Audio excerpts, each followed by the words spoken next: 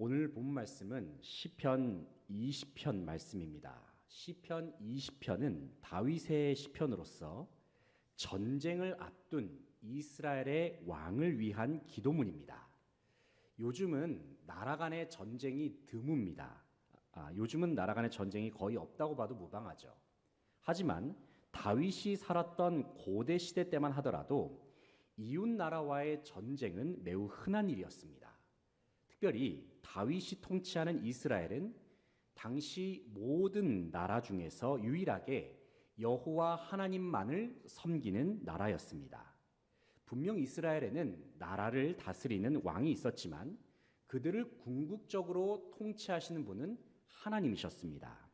왜냐하면 이스라엘은 하나님께서 자기 백성으로 선택하신 나라였으며 하나님의 임재가 거하는 나라였기 때문입니다. 이스라엘은 왕을 비롯한 온 백성이 하나님을 예배하는 나라입니다. 그들은 모든 일을 결정할 때에 언제나 하나님의 말씀과 주님의 뜻이 기준이 되었습니다. 하나님께서는 이스라엘에게 약속하셨습니다. 그것은 그들이 하나님을 의지하고 만군의 여호와의 이름으로 모든 일을 감당할 때에 승리를 허락하시고 형통함을 주시겠다 약속하셨습니다. 전쟁에 임할 때에도 마찬가지입니다. 이스라엘이 하나님을 잘 섬기면서 만군의 여호와의 이름으로 전쟁에 임하면 주님께서는 반드시 승리를 허락하시겠다 약속하셨습니다. 시편 20편에서 다윗은 전쟁을 앞두고 하나님께 기도합니다. 그리고 이스라엘 백성들은 시편 20편에 나오는 다윗의 기도문으로 전쟁에 임하고자 하는 왕을 위하여서 기도하고 있습니다. 우리는 다윗과 이스라엘 백성들의 기도를 통하여 전쟁에서 승리하는 비결을 찾을 수 있습니다. 이 시간 오늘 본 말씀을 통해서 오늘날 치열한 영적인 전쟁 가운데 살아가는 바로 우리에게 주시는 하나님의 음성을 다 함께 들을 수 있기를 바랍니다. 첫째는 주님께서 받으실 만한 예배를 드려야 합니다. 1절부터 3절까지의 말씀을 읽어보겠습니다. 1절부터 3절입니다. 환난 날에 여호와께서 내게 응답하시고 야곱의 하나님의 이름이 너를 높이 드시며 성소에서 너를 도와주시고 시온에서 너를 붙드시며 내 모든 소재를 기억하시며 내 번제를 받아주시기를 원하노라 셀라. 아멘. 3절 말씀을 보면 내 모든 소재를 기억하시며 내 번제를 받아주시기 원하노라 말씀합니다. 여기서 소재는 하나님께 제사를 드릴 때에 바쳐지는 제물을 의미합니다. 그리고 번제는 구약시대 때에 하나님께 드리는 가장 기본적인 제사 방식입니다. 불을 태워서 제물을 하나님 앞에 올려드리는 제사 방식이 바로 번제입니다. 여기서 다윗은 하나님께 드리는 예배를 하나님께서 기억해 주시기를 기도하고 있습니다. 그리고 다윗은 자신이 올려드리는 예배를 하나님께서 받아주시기를 소망합니다. 사랑하는 성도 여러분, 우리는 어떻습니까? 지금 우리는 하나님 앞에 예배를 드리고 있습니다. 그렇다면 여러분은 지금 우리가 올려드리는 이 예배를 하나님께서 기억해 주시기를 바라고 계십니까? 지금 우리가 드리는 이 예배를 하나님께서 받아주시기를 원하십니까? 현재 우리는 코로나19로 인해서 어쩔 수 없이 온라인으로 예배를 선택하는 경우가 있습니다. 그리고 코로나 상황으로 온라인 예배가 한국교회에 자리 잡은 지도 벌써 1년이 넘었습니다. 하지만 한편으로 온라인 예배는 우리의 신앙생활에 여러 가지 장애 요소를 안겨주기도 합니다. 왜냐하면 온라인 예배 속에는 예배에 집중하는 데에 불필요한 환경과 요소가 있기 때문입니다. 그래서 온라인 예배에 임하는 예배자들은 성전에서 예배를 드릴 때보다도 10배, 100배는 더 준비를 해야 하나님 앞에 정성을 다하는 예배, 집중하는 예배로 나아갈 수가 있습니다. 하지만 온라인 예배뿐만이겠습니까? 예배당에 모여서 예배를 드릴 때도 마찬가지입니다. 우리는 하나님 앞에 예배할 때에 마음과 뜻과 정성을 다하여 예배해야 합니다. 오직 영과 진리로 살아계신 주님께로 나아갈 수 있어야 합니다. 사랑하는 성도 여러분, 우리가 그동안에 드려왔던 예배는 진정 하나님께서 기억해 주실 만한 예배입니까? 진정 하나님께서 받으실 만한 예배입니까?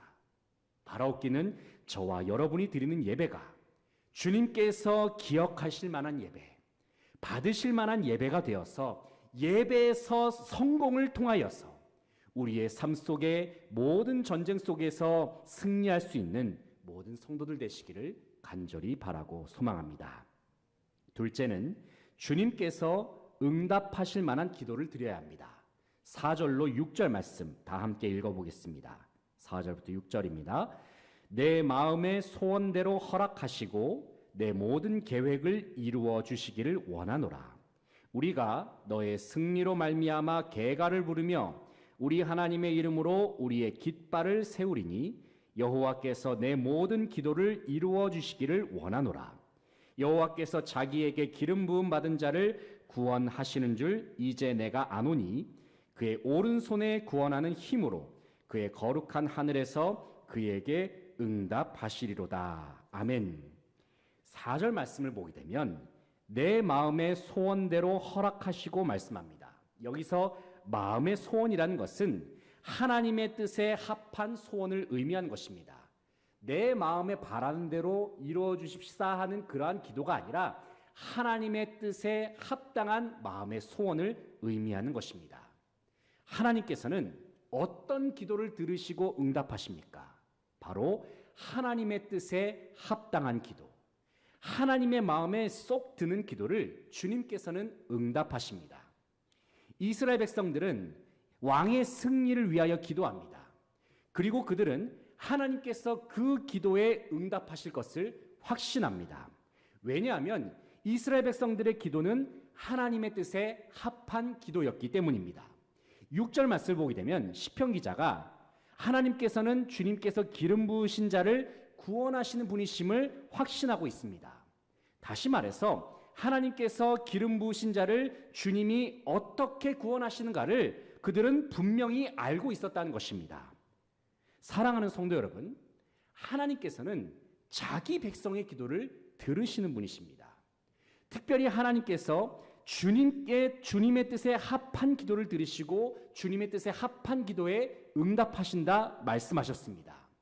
그러므로 우리는 하나님 앞에 기도하기 이전에 먼저 하나님의 뜻이 무엇인지를 분별해야 합니다.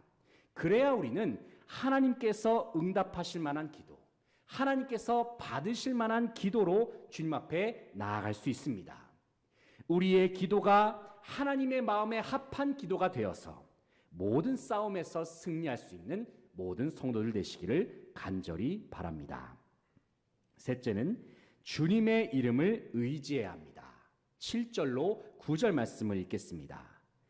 7절입니다. 시작. 어떤 사람은 병거, 어떤 사람은 말을 의지하나 우리는 여호와 우리 하나님의 이름을 자랑하리로다. 그들은 비틀거리며 엎드러지고 우리는 일어나 바로 서도다. 여호와여 왕을 구원하소서. 우리가 부를 때에 우리에게 응답하소서. 아멘. 7절에서 시편 기자는 고백합니다. 어떤 사람은 병거, 어떤 사람은 말을 의지한다고 했습니다. 여기서 어떤 사람이란 하나님을 모르는 이방 민족을 의미합니다. 그리고 병거와 말은 당대의 최고의 무기를 의미합니다. 오늘날로 치면은 전투기라든지 최첨단 무기가 될 수가 있겠죠. 하나님을 두려워하지 않는 이방 민족은 병거와 말과 같은 강력한 힘을 의지합니다. 하지만 다윗은 선포합니다. 하나님의 백성은 오직 하나님의 이름을 의지한다고 말입니다. 여기서 하나님의 이름은 하나님의 임재를 상징하는 것입니다. 구약시대 때에 하나님께서는 이스라엘의 성막에 그리고 성전에 자기 이름을 두신다 말씀하셨습니다. 성전에 하나님이 계신다는 것은 하나님이 자기 백성과 함께 계심을 의미합니다. 신명기 12장 5절을 보게 되면 오직 너희의 하나님 여호와께서 자기의 이름을 두시려고 너희 모든 지파 중에서 택하신 곳인 그 계실 곳으로 찾아 나아가서 말씀합니다. 또 역대하 33장 7절을 보면 또 자기가 만든 아로 새긴 목상을 하나님의 전에 세웠더라. 옛적에 하나님이 이 성전에 대하여 다윗과 그의 아들 솔로몬에게 이르시기를 내가 이스라엘 모든 지파 중에서 택한 이 성전과 예루살렘에 내 이름을 영원히 둘지라 말씀합니다. 하나님께서는 이스라엘의 성막에 자기 이름을 두셨습니다. 하나님께서는 이스라엘의 성전에 자기 이름을 두셨습니다. 특별히 하나님께서는 예수 그리스도를 통하여 우리를 성전 삼으셨습니다. 그리고 하나님의 유일한 이름 되시는 예수의 이름을 우리의 마음에 두셨습니다.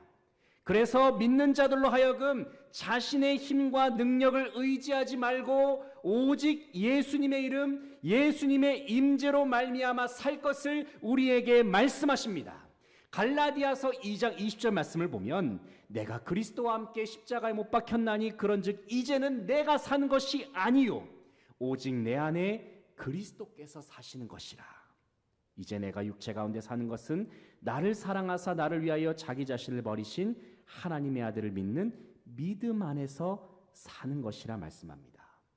이 말씀은 예수 그리스도의 이름을 받은 성도는 스스로의 자아는 죽었다는 것입니다. 그리고 우리 속에 계시는 예수님으로 말미암아 사는 존재가 바로 그리스도인이라 말씀합니다. 그러므로 사랑하는 성도 여러분, 모든 삶 속에서 오직 예수 그리스도의 이름으로 사시기를 주님의 이름으로 축복합니다. 그래서 모든 삶의 문제와 장애물들을 예수님의 이름으로 돌파하시기를 축복합니다. 이 시간 잠시 다윗이 골리앗 앞에서 외쳤던 말씀을 생각해 보시기 바랍니다. 사무엘상 17장 45절 말씀입니다. 다윗이 블레셋 사람에게 이르되 너는 칼과 창과 단창으로 내게 나오거니와 나는 만군의 여호와의 이름 곧 내가 모욕하는 이스라엘 군대의 하나님의 이름으로 내게 나아가노라 말씀합니다. 칼과 단창을 의지하지 않고 하나님의 이름으로 나아갔을 때에 골리앗이 어떻게 됐습니까? 다윗이 던졌던 작은 물맷돌 하나에 골리앗이 쓰러져 죽었습니다. 다윗이 돌을 정확하게 던져서일까요? 아닙니다. 다윗이 만군의 하나님의 이름으로 돌을 던졌기 때문에 하나님께서는 그 작은 돌에 역사하셔서 골리앗을 쓰러뜨리신 것입니다. 사랑하는 성도 여러분, 하나님께서는 주님의 이름에 의지하는 모든 일 속에 역사하신 분이심을 믿으시기 바랍니다. 특별히 하나님께서는 모든 이름 위에 뛰어난 예수의 이름으로 감당하는 모든 사역 위에 예수의 이름으로 나아가는 모든 일 위에 능력으로 역사하시고 결국에는 승리케 하여 주십니다. 치열한 전쟁이 우리의 삶 속에 벌어지고 골리앗과도 같은 문제가 우리를 덮친다 하여도 결코 위축되거나 두려워하지 마시기 바랍니다. 어려울 때일수록 주님께서 기억하시고 받으실 만한 예배로 나가기 위하여 최선을 다하십시오. 주님께서 응답하실 만한 기도를 드릴 수 있도록 주님의 음성을 듣고 그 뜻을 잘 분별하시기 바랍니다. 그리고 모든 일을 예수님의 이름으로 감당할 수 있기를 소망합니다. 하나님께서 우리에게 유일하게 허락하신 예수님의 이름을 의지하여서 세상을 향하여 담대히 나아가십시오.